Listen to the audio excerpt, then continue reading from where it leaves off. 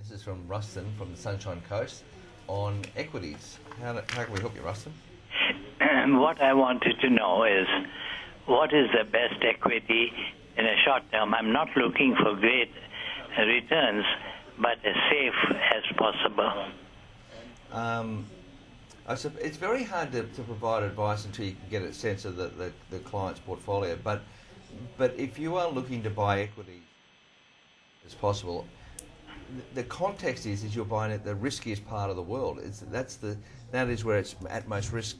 So equities are riskier than other assets. So if you're worried about your capital, you need to either buy term deposits or you need to buy senior debt on corporations like Telstra, Stockland, Westpac that are much safer than taking an equity risk. Yeah. How would you answer that question? Yeah, I think for me, it's so important that clients like our caller get advice that's based to them. Yep. You know, when I look at our client base, every client gets different advice. There's no sort of sample, you should have this many BHP shares, you should have this many Coles shares.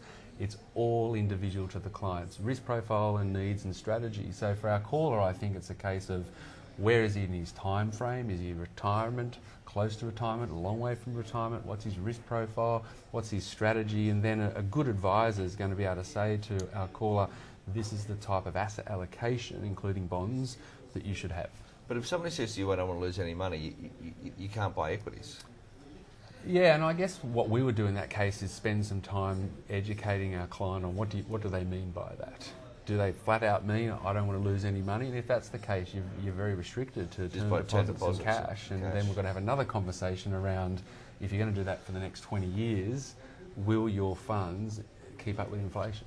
I mean, the equity market feels soft at the moment just because of all the uncertainty around September. So it's hard to be saying to clients, let's just go and have a bit of a crack at the equity market. Unless you're first-time investors, it would be challenging. Yeah, now it is.